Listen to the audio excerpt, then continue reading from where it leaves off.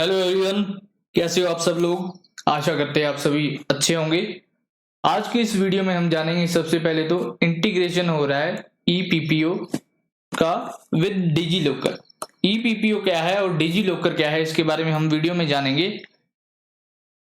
और हम पढ़ेंगे क्या फायदा होगा लोगों को इसके बाद, इन दोनों के इंटीग्रेशन के बाद। उसके बाद हम जानेंगे एक एस्टेरॉयड के बारे में जिसका नाम है 2018 VP1। फिर हम पढ़ेंगे प्रधानमंत्री राष्ट्रीय बाल पुरस्कार के बारे में, किन्हें दिया जाता है और कौन सी कैटेगरी है जिनमें यह दिया जाता है। उसके बाद हम जानेंगे न्यूज सर्कल्स के बारे में, सर्कल्स क्या होते हैं with relation to archaeological survey of India. तो किन्हें हम सर्कल कहते हैं आर्कियोलॉजिकल सर्वे ऑफ इंडिया में, और कितने टोटल सर्कल है इंडिया में वो हम जानेंगे। आखिर में हम पढ़ेंगे एक फोक आर्ट के बारे में जो कि केरला की है, नाम है पुल्ली काली। क्या होता है इस फोक आर्ट में और मेनली कहाँ मनाया जाता है केरला में, किस फेस्टिवल के बाद मनाया जाता है, वो हम जानेंगे इस वीडियो में। और भी बहुत कुछ होने वाला है वीडियो में, तो वीडियो को अंत तक जरूर देखिएगा। और अगर आपने हमारा चैनल अभी तक सब्सक्राइब नहीं किया तो पहले चैनल को सब्सक्राइब जरूर कर लें और साथ में बेल आइकन दबाना ना भूलें। तो शुरू करते हैं हमारी आज की वीडियो हमारे पहली टॉपिक के साथ, जो कि है integration of EPPO with DigiLocker. तो हाल ही में ministry of personnel public grievances and pension ने डिसाइड किया है to integrate electronic pension payment order with DigiLocker. तो अब आपको पता चल गया होगा ईपीपीओ की फुल फॉर्म क्या है, इलेक्ट्रॉनिक पेंशन पेमेंट ऑर्डर। इसको हम विलय कर देंगे इसका विद डिजी लॉकर, दोनों को मर्ज कर देंगे। The decision has been taken to enhance ease of living of central government civil pensioner. तो ईज ऑफ लिविंग बढ़ाने के लिए यह डिसीजन लिया गया है। अब इस डिसीजन के बाद कैसे लोगों को ईज होगा वो हम जानेंगे आगे। फिलहाल आपको क्या पता होना चाहिए कि ईपीपीओ जनरेट किसके थ्रू होता है, कौन जनरेट करता है ईपीपीओ को। तो EPPO is generated through public finance management system, PFMS. इसके द्वारा जनरेट किया जाता है ईपीपीओ यानी कि इलेक्ट्रॉनिक पेंशन पेमेंट ऑर्डर। तो अब दोनों को इंटीग्रेट करके बेनिफिट क्या होगा लोगों को। सबसे पहले तो एक परमानेंट रिकॉर्ड बन जाएगा पेंशनर्स का, परमानेंट रिकॉर्ड बन जाएगा पेंशनर्स का respective PPO in their DigiLocker and eliminate the necessity of handling over a physical copy. तो लोगों को समस्या आती थी, उन्हें फिजिकल कॉपीज लेकर जाना पड़ता था बैंकों में अपनी पेंशन लेने के लिए। तो इससे क्या होगा, डिजी लॉकर के साथ इंटीग्रेट हो जाएगा, ऑनलाइन हो जाएगा सिस्टम, तो एक परमानेंट रिकॉर्ड बन जाएगा। तो आपको कोई भी फिजिकल कॉपी ले जाने की कहीं भी जरूरत नहीं पड़ेगी। अगर आपकी कहीं चेकिंग हो रही है तो कोई जरूरत नहीं पड़ेगी, सिर्फ आपको अपना लॉगिन आईडी और पासवर्ड याद रखना है डिजी लॉकर का, उसके अंदर सारा रिकॉर्ड मिल जाएगा आपको। Further it will eliminate delay in reaching the PPO to new pensioners. Delay होती थी जो नए पेंशनर्स को पीपीओ मिलने में, वो भी ये एलिमिनेट कर देगा जब ये दोनों इंटीग्रेट हो जाएंगे। और ये जो इंटीग्रेशन फैसिलिटी है ये क्रिएट की गई है भविष्य सॉफ्टवेयर द्वारा। किसके द्वारा, ये याद रखना आपने, भविष्य सॉफ्टवेयर। भविष्य सॉफ्टवेयर एक ऑप्शन है फॉर रिटायरिंग एम्प्लॉयज। वो क्या करता है, वो लिंक करवा देता है डिजी लॉकर अकाउंट को with their Bhavishya account to obtain their EPPO in a seamless manner. तो अपने आप अपने डिजी लॉकर के अकाउंट को लिंक कर सकते हो भविष्य के अकाउंट के साथ। तो उससे क्या होगा, ईपीपीओ आपको सीमलेस मैनर में मिल जाएगा। भविष्य के बारे में बात करते हैं अब। भविष्य क्या है, भविष्य software it is an online pension sanction and payment tracking system. तो पेंशन सैंक्शन होती है यहां से और पेमेंट ट्रैक की जाती है। और इंप्लीमेंट किसने किया है भविष्य को, ministry of personnel public grievances and pension ने। जो पेंशन ट्रैकिंग का काम होगा वो आप इंडिविजुअली कर सकते हो और as well as administrative authority भी कर सकती है। तो आपको सिर्फ अपना आईडी और पासवर्ड मालूम होना चाहिए, आप पूरी अपनी पेंशन ट्रैक कर सकते हो कि कितनी आपको पेंशन मिलेगी और कब मिली है, कब मिलने वाली है। और तो ये फायदा होगा ईपीपीओ और डिजी लॉकर को इंटीग्रेट करने में। अब पब्लिक फाइनेंशियल मैनेजमेंट सिस्टम के बारे में पढ़ते हैं, पीएफएमएस के बारे में। सबसे पहले तो इससे पहले हम कहते थे central plan scheme monitoring system. एक वेब बेस्ड ऑनलाइन सॉफ्टवेयर है जिसे डेवलप किया गया और इंप्लीमेंट किया गया किसके द्वारा? Office of controller general of accounts, ministry of finance के अंडर ये ऑफिस आता है सीजीए का। स्टार्ट कब किया गया था? 2009 में। और मैंने आपको बताया पहले इसे क्या कहते थे? Central plan scheme monitoring system. Primary objective क्या है पीएफएमएस का? To facilitate a sound public financial management system for government of India by establish and efficient fund flow system as well as payment cum accounting network. Payment cum accounting network से क्या मतलब है कि आपकी payment तो आसानी से होगी, साथ में साथ आपका अकाउंटिंग भी होती रहेगी, आपका हिसाब भी होता रहेगा साथ में साथ। तो इसका मेन फंक्शन है पीएफएमएस का। अब डिजी लॉकर की बात करूं तो एक फ्लैगशिप इनिशिएटिव है ministry of electronics and IT का अंडर डिजिटल इंडिया प्रोग्राम। ये एक ऐप है डिजी लॉकर, अगर मैं आपको सिंपल भाषा में समझाऊं तो ऐप है, आप प्ले स्टोर से डाउनलोड कर सकते हैं डिजी लॉकर ऐप को। उसके अंदर आप अपने इंपॉर्टेंट डॉक्यूमेंट्स की स्कैन करके उसमें डाल सकते हो ताकि आपको कहीं कैरी ना करना पड़े उन डॉक्यूमेंट्स को। फॉर एग्जांपल आपका लाइसेंस कार्ड होता है, आधार कार्ड होता है, वो आप उसकी फोटो खींचकर स्कैन करके इसके अंदर अपलोड कर सकते हो डिजी लॉकर के साथ।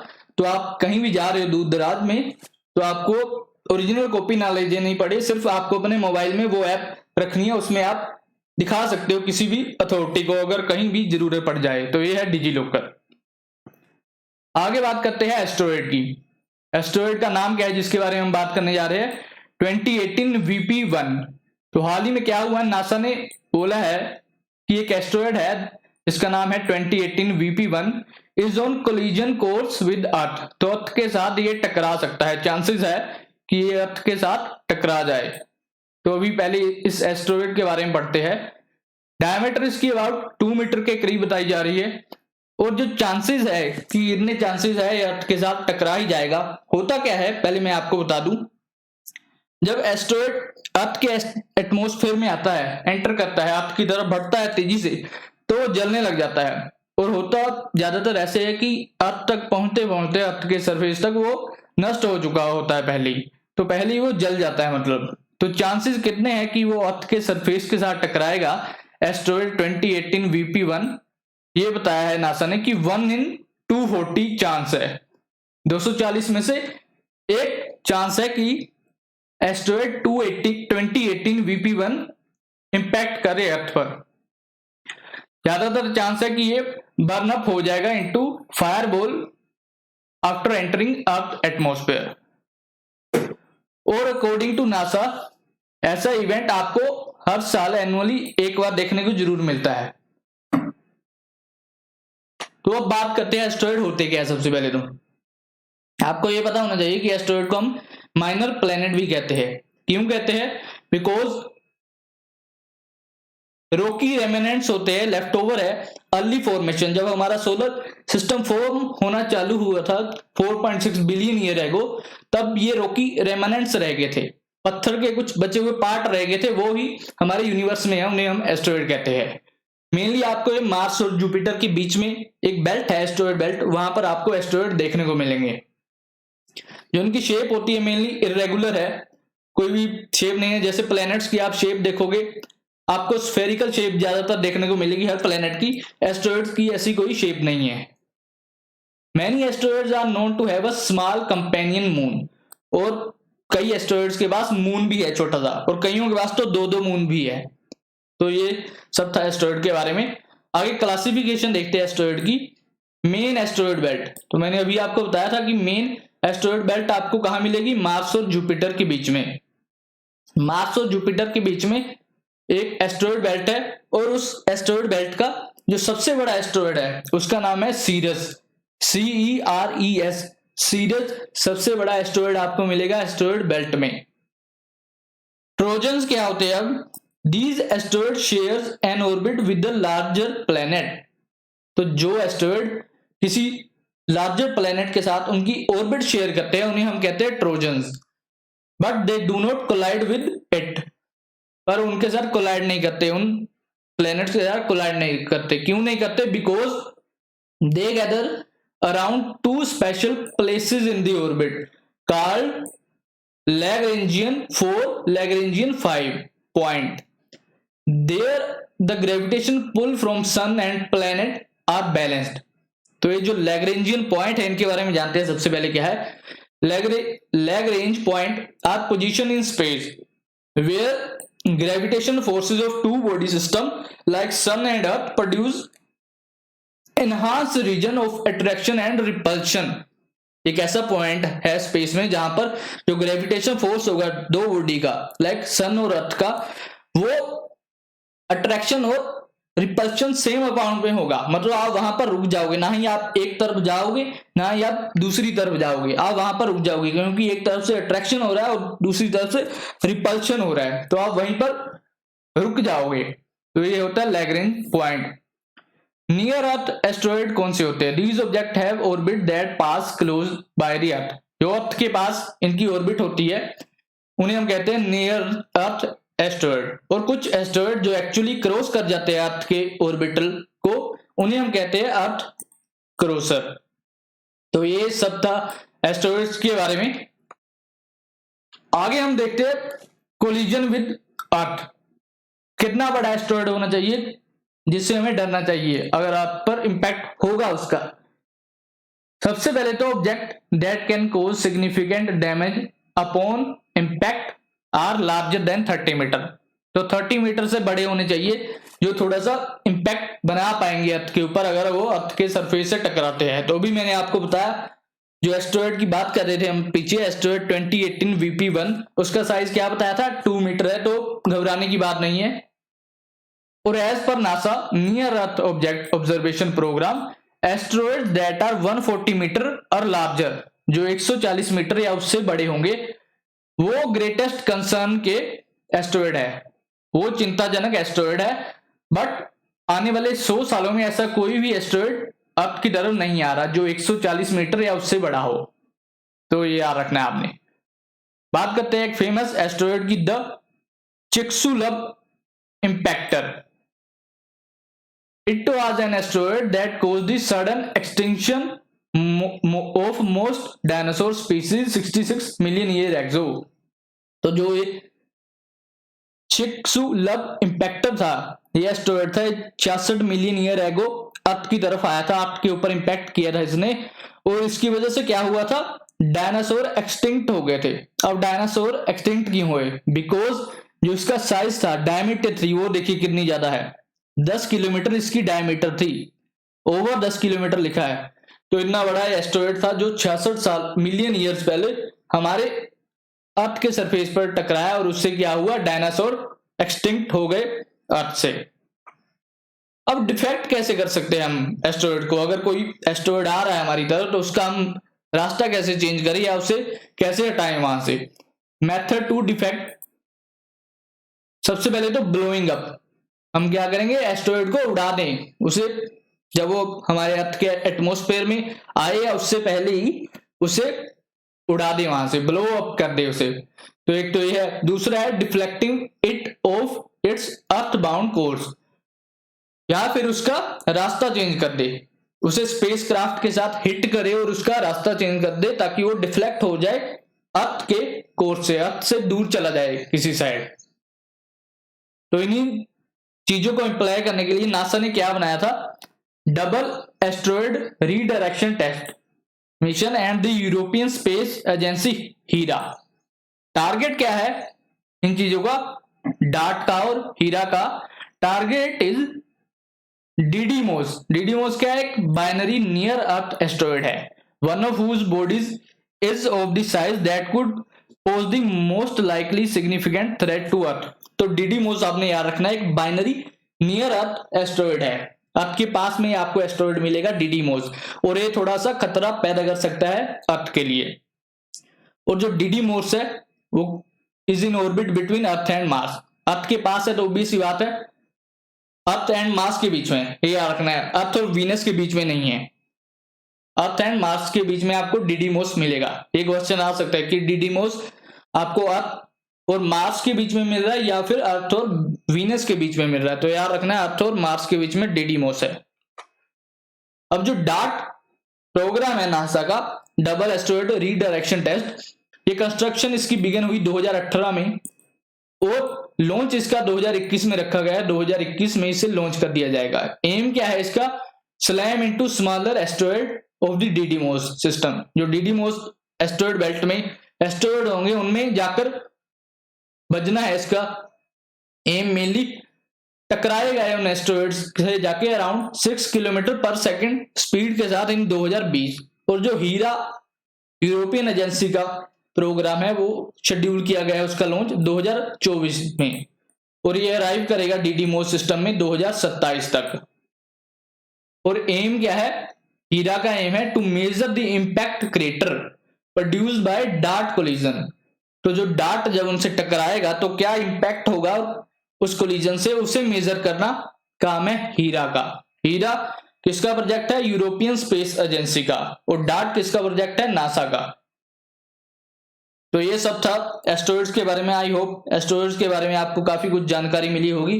याद रखना है आपको कि एस्ट्रॉइड बेल्ट में सबसे बड़ा एस्ट्रॉइड कौन सा है, सीरियस सबसे बड़ा एस्ट्रॉइड आपको एस्ट्रॉइड बेल्ट में मिलेगा, और एस्ट्रॉइड बेल्ट मार्स और जुपिटर के बीच में आपको मिलेगी। अब बात करते हैं प्रधानमंत्री राष्ट्रीय बाल पुरस्कार 2021 की। तो अभी ministry of women and child development ने नॉमिनेशन इनवाइट की है for Pradhanmantri Rashtriya Bal Puraskar 2021 from childrens individual and institution. सबसे पहले आपको यहाँ पर क्या पता होना चाहिए कि हमारी यूनियन मिनिस्टर कौन है वुमेन एंड चाइल्ड डेवलपमेंट की, तो वो है स्मृति ईरानी। स्मृति ईरानी जी हमारी यूनियन मिनिस्टर है वुमेन एंड चाइल्ड डेवलपमेंट के लिए। और जो अवार्ड है प्रधानमंत्री राष्ट्रीय बाल पुरस्कार अवार्ड, ये प्रेसिडेंट द्वारा दिया जाता है। कब देता है president, week preceding republic day, तो एक वीक पहले रिपब्लिक डे के एवरी ईयर दिए जाते हैं ये पुरस्कार। और 2 कैटेगरी के अंडर आपको प्रधानमंत्री राष्ट्रीय बाल पुरस्कार मिलेंगे। पहली कैटेगरी है बाल शक्ति पुरस्कार और दूसरी है बाल कल्याण पुरस्कार। अब बात करते हैं इन दोनों के बारे में। सबसे पहले बाल शक्ति पुरस्कार, ये किसे दिया जाता है, ये बच्चों को दिया जाता है, चिल्ड्रन को, in various field, that is innovation के फील्ड में, scholastic achievement, social service, art and culture, sports and bravery. Bravery के आपने कई बार किस्से सुने होंगे बच्चों को, तो इस कैटेगरी में वो आते हैं, बाल शक्ति पुरस्कार में आपको दिया जाता है। एलिजिबिलिटी क्या होती है, आप सबसे पहले तो आप इंडियन सिटीजन होने चाहिए, रिसाइडिंग इन इंडिया भी है साथ में, citizen of India plus residing in India, और आपकी एज कितनी होनी चाहिए, बिटवीन 5 to 18 ईयर। अवार्ड में आपको क्या क्या मिलता है, एक आपको मेडल दिया जाता है, कैश प्राइज दिया जाता है, 1 लाख रुपए दिए जाते हैं, बुक वाउचर दिए जाते हैं 10,000 का, सर्टिफिकेट दिया जाता है और सिटेशन दिया जाता है आपको। बैकग्राउंड क्या है अब इस अवार्ड का, तो ये स्टार्ट किया गया था 1996 में as national child award for exceptional achievement, पर 2018 में हमने क्या किया, इसका नाम चेंज कर दिया बाल शक्ति पुरस्कार। तो याद रखना है आपको कि 1996 से स्टार्ट हुआ था, बट हमने 2018 में इसका नाम चेंज किया है, बाल शक्ति पुरस्कार हमने इसका नाम रखा है। ये याद रखना है बस आपने कि जो बाल शक्ति पुरस्कार है हम सिर्फ बच्चों को देते हैं, जो अगला पुरस्कार है वो देखिएगा, उनमें हम बड़ों को भी देंगे, जो बाल कल्याण पुरस्कार है, बट बाल शक्ति पुरस्कार सिर्फ बच्चों को दिया जाता है। एज क्या है, 5 to 18 के अंदर जो आते हैं। आगे बात करते हैं बाल कल्याण पुरस्कार की। तो कल्याण वर्ड यूज हुआ है, मतलब आप बच्चों का कल्याण कर रहे हो, तो किसको दिया जाता है, it is given as recognition to individual and institutions. Individual को भी मिल सकता है और इंस्टीट्यूशन को भी मिल सकता है, who have made outstanding contribution toward service for children in field of child development, child protection and child welfare. तो अगर आपने कल्याण किया है बच्चों का, आपने काम किया है इन फील्ड ऑफ चाइल्ड डेवलपमेंट में, चाइल्ड प्रोटेक्शन में या फिर चाइल्ड वेलफेयर में, तो आपको ये पुरस्कार मिल सकता है, बाल कल्याण पुरस्कार। अब एलिजिबिलिटी क्या है इसकी, ये किसको दिया जाएगा? सबसे पहले तो आप इंडियन सिटीजन होने चाहिए और रिसाइडिंग इन इंडिया होने चाहिए, इंडिया में रहना चाहिए आपको। अब जो एज है वो आपकी 18 साल से ऊपर होनी चाहिए। जो पिछला पुरस्कार था उसमें 18 साल से कम थी, यहां पर 18 साल से ऊपर होनी चाहिए। और आपने जो काम किया होना चाहिए बच्चों के कल्याण में, वो एटलीस्ट 7 सालों से आप कर रहे हो। ऐसा नहीं है कि आपने पिछले साल कुछ बच्चों के लिए ऑर्गेनाइज कर दिया और आपको अगले साल सरकार पुरस्कार दे देगी बाल कल्याण पुरस्कार का। आपको कम से कम 7 सालों के लिए बच्चों के अच्छे भविष्य के लिए काम करना पड़ेगा। और एलिजिबिलिटी क्या है, इंस्टीट्यूशन से रिलेटेड ये एलिजिबिलिटी है कि जो इंस्टीट्यूशन होगा that should not be entirely funded by government. अगर आप इंस्टीट्यूशन एज एन इंस्टीट्यूशन लेना चाहते हैं ये पुरस्कार, तो आपका जो फंड है वो कंप्लीटली गवर्नमेंट नहीं होना चाहिए। मतलब आपको जो फंड मिल रहा है वो कंप्लीटली गवर्नमेंट का नहीं होना चाहिए, कुछ प्राइवेट फंडिंग भी होनी चाहिए। और जो आपने काम किया है बच्चों के वेलफेयर में, वो एटलीस्ट 10 साल आपने किया होना चाहिए काम, उसी के बाद आपके इंस्टीट्यूट को ये बाल कल्याण पुरस्कार मिल सकता है। जो अवार्ड दिया जाता है, 3 अवार्ड दिए जाते हैं, each of the 2 categories, individual and institution में। तो आपको 3 अवार्ड मिलेंगे दोनों कैटेगरी में, इंडिविजुअल में भी और इंस्टीट्यूशन में भी। और कैश प्राइज मिलता है 1 लाख से लेकर 5 लाख रुपए तक का। जो बैकग्राउंड है इसका, ये स्टार्ट किया गया था 1979 में, यानी कि 1979 में स्टार्ट किया गया था। क्या नाम था इसका? As national child welfare awards, national child welfare awards. और 2018 में हमने इसे का भी नाम चेंज कर दिया और इसका नाम रख दिया बाल कल्याण पुरस्कार। पिछला वाला कब स्टार्ट हुआ था? 1996 में स्टार्ट हुआ था और उसका नाम था नेशनल चाइल्ड अवार्ड। इसका नाम क्या है? National child welfare award. और ये कब स्टार्ट हुआ है? 1979 में। तो ये याद रखना है आपने। अब बात करते हैं new circles of archaeological survey of India. सबसे पहले तो मिनिस्ट्री ऑफ कल्चर ने अनाउंस किया है 7 नए सर्कल फॉर ASI, यानी कि आर्कियोलॉजिकल सर्वे ऑफ इंडिया। और जो नए सर्कल है ये कहां पर इंट्रोड्यूस किए गए हैं? सबसे पहले तो जबलपुर है। जबलपुर कहां है? मध्य प्रदेश में। त्रिची है तमिलनाडु में आपको मिलेगा, झांसी में, मेरठ में उत्तर प्रदेश में है, हम्पी में, रायगंज में और राजकोट में। यहाँ पर नए सर्कल्स बनाए गए हैं। जो हम्पी का सर्कल था उसे अपग्रेड किया गया है। पहले हम्पी मिनी सर्कल था, अभी पूरा हम्पी को ले लिया गया है। और दिल्ली मिनी सर्कल को मर्ज कर दिया गया है दिल्ली सर्कल में। तो ये है नए सर्कल्स की बातें हैं, नए 7 सर्कल बने हैं। अब पढ़ते हैं क्या होते हैं सर्कल। सबसे पहले तो यही जानते हैं ASI सर्कल क्या होते हैं। तो मेनली एक डिविजन है इंडिया का जो ASI है, यानी कि आर्कियोलॉजिकल सर्वे ऑफ इंडिया, उसने इंडिया को डिवाइड किया हुआ है 36 सर्कल में, यानी कि 36 डिवीजन बनाई हुई है अलग अलग। तो उन्हें हम सर्कल्स कहते हैं, डिविजन्स को। और ये कैरी आउट करते हैं अपना archaeological field work, research activity and implement the various provision of ancient monument and archaeological sites and remains act 1958 and antiquity and art treasure act 1972। और ASI वाले लोग इन एक्ट के थ्रू काम करते हैं इन सर्कल्स में। अब बात करते हैं ASI की। आर्कियोलॉजिकल सर्वे ऑफ इंडिया है क्या? सबसे पहले तो काम किसके अंडर करता है ये डिपार्टमेंट? मिनिस्ट्री ऑफ कल्चर के अंडर काम करता है। और हमारे मिनिस्ट्री ऑफ कल्चर के यूनियन मिनिस्टर कौन है? प्रहलाद सिंह पटेल हमारे यूनियन मिनिस्टर फॉर कल्चर है। It administer more than 650 ancient monuments, archaeological sites and remains national importance. तो नेशनल इंपोर्टेंस के जो एंशिएंट मॉन्यूमेंट्स आपको मिलेंगे, आर्कियोलॉजिकल साइट्स है, उन पर काम करता है। उनके ऊपर आर्कियोलॉजिकल सर्वे ऑफ इंडिया के रूल चलते हैं। काम क्या है मेनली इसका? एक्सप्लोर करना, एक्सकवेशन करना, कंजर्व करना और मेंटेनेंस करना। ऐसा नहीं कि सिर्फ खुदाई करता है, उन्हें कंजर्व भी करता है, मेंटेन भी करता है। सबसे इंपॉर्टेंट पॉइंट आपको क्या पता होना चाहिए कि archaeological survey of India independence के पहले की एक संस्था बनी हुई है। ये डिपार्टमेंट आपको बहुत पहले का बना हुआ मिलेगा। 1861 में बनाया गया था बाय अलेक्जेंडर कनिंघम। जब ब्रिटिशर्स का राज था हमारे ऊपर तब ये बनाया गया था आर्कियोलॉजिकल सर्वे ऑफ इंडिया।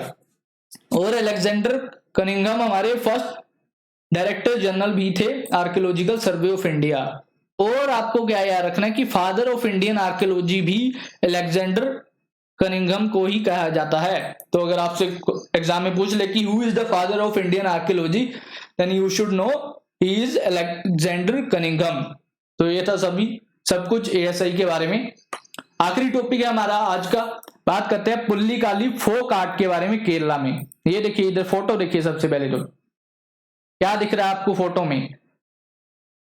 बाघ दिखाई दे रहे होंगे आपको, टाइगर दिखाई दे रहे होंगे, लेपर्ड दिखाई दे रहे होंगे। तो इसी से रिलेटेड है पुल्लिकाली फोक आर्ट। सबसे पहले तो कहां मनाया जाता है? केरला में। इस साल क्यों इंपॉर्टेंट है? बिकॉज ऑनलाइन मनाया जा रहा है, क्योंकि कोरोना का काल चल रहा है, सोशल डिस्टेंसिंग रखनी है, इसलिए ऑनलाइन मनाया जा रहा है पुल्लिकाली। कहां पर? केरला में। पुल्लिकाली, दो वर्ड है यहाँ पर, पुल्ली और काली। पुल्ली का मीन होता है लेपर्ड या टाइगर, और काली का मीन होता है प्ले इन मलयालम भाषा में काली को हम कहते हैं प्ले। तो पुल्लिकाली क्या है? एक रिक्रिएशनल स्ट्रीट फोक आर्ट है। परफॉर्म कब किया जाता है इसे? 4th डे ऑफ ओणम के चौथा दिन होता है जो उस दिन इसे परफॉर्म किया जाता है। ओणम कब मनाया जाता है? अगस्त और सितंबर में आता है, और ये हिंदू राइस हार्वेस्ट फेस्टिवल है। केरला में सेलिब्रेट किया जाता है टू कमेमोरेट किंग महाबली। ये आपको पता होना चाहिए ओणम के बारे में। और पुल्लिकाली बस आपने ये याद रखना कि पुल्ली मीन्स लेपर्ड या टाइगर और काली मीन्स प्ले। तो जो अगर आपसे और डिटेल में पूछे कि कहां पर मनाया जाता है केरला में भी, एग्जैक्ट आपसे पूछे तो मेनली प्रैक्टिस किया जाता है थ्रीसुर डिस्ट्रिक्ट है केरला में, वहां पर ये आपको पुल्लिकाली फोक आर्ट देखने को मिलेगी। मेन थीम क्या है इस आर्ट का? टाइगर हंटिंग है। तो जो लोग इसमें पार्टिसिपेट करते हैं वो पेंट करते हैं अपनी बॉडी को लाइक टाइगर्स एंड हंटर्स, और डांस करते हैं ऑन स्ट्रीट्स। आपको डांस करते हुए मिलेंगे with the traditional percussion instrument such as thakil, udukku, chenda. ये इनके इंस्ट्रूमेंट्स होते हैं जो ये बजाते हैं साथ में। और इंट्रोड्यूस किसने किया था ये? सबसे पहले ये फोक आर्ट किसने इंट्रोड्यूस की थी? ये भी आपसे पूछा जा सकता है। इट वाज इंट्रोड्यूस बाय महाराजा रामावर्मा सक्थन थम्पुरन। ये जो महाराजा थे, ये कहां के महाराजा थे? कोचीन के महाराजा थे। ये याद रखना है आपने। पुल्लिकाली सिर्फ दो वर्ड आपने याद रखने, पुल्ली मीन्स लेपर्ड और tiger and Kali means play. और इंपॉर्टेंट एक इवेंट जो ओणम के दौरान मनाया जाता है केरला में, वो है अर्नामुला वोट रेस। और अर्नामुला वोट रेस क्या है? ओल्डेस्ट रिवर वोट फेस्टिवल है केरला का। ये भी आपको पता होना चाहिए। केरला का ओल्डेस्ट रिवर बोट फेस्टिवल है अर्नामुला वोट रेस। कहां पर मनाया जाता है? इट टेक प्लेस एट अर्नामुला एक जगह है इन पंपा रिवर, और नियर कौन से टेंपल के पास? श्री पार्थसारथी टेंपल। और कौन सी डिस्ट्रिक्ट में अगर आपसे भी पूछे? पथनमथिट्टा डिस्ट्रिक्ट, केरला की पथनमथिट्टा डिस्ट्रिक्ट है, वहां पर टेंपल है श्री पार्थसारथी टेंपल, और साथ में पंपा रिवर, वहां पर होती है अर्नामुला बोट रेस। पंपा रिवर के करीब एक और टेंपल भी है, बहुत ही फेमस टेंपल है। पिछले साल बहुत ज्यादा न्यूज में रहा था वो टेंपल, जिसका नाम है सबरीमाला। याद रखना आपने, सबरीमाला टेंपल भी पंपा रिवर के आसपास ही आपको मिलेगा। और कुछ इंपॉर्टेंट आर्ट फॉर्म्स की बात करते हैं जो केरला की आर्ट फॉर्म्स है, ये भी याद रखना है, बस पढ़ लीजिए एक बार कौन कौन सी है। मुद्देयेटू, मोहिनीअट्टम, कथकली भी केरला का है, ये भी याद रखना है आपने, कथकली केरला को बिलोंग करता है। कालिरीप्याटू, तालामा डाले, ओटम थुलाल, ये सारे आर्ट फॉर्म्स है जो केरला को बिलोंग करता है। और पुल्लिकाली याद रखना है आपने, pulley means leopard tiger and Kali means play. तो आई होप आप लोगों को आज की वीडियो पसंद आई होगी, तो वीडियो को लाइक और शेयर जरूर कीजिएगा। और अगर आपने अभी तक हमारा चैनल सब्सक्राइब नहीं किया तो पहले चैनल को सब्सक्राइब करें और साथ में बेल आइकन दबाना ना भूलें। धन्यवाद।